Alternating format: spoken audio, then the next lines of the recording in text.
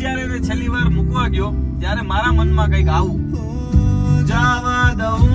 કે રોકી લઉં એ મનને નથી સમજાતું કે શું કરું, રાખીને પાસે ખોયા કરું કે દૂર તને હું રાખી પામી લઉં, રોશની છે તારાથી જો તું નહીં હશે અંધાર ઘેરો છે. અને હવે કંઈક આવું કરું છું,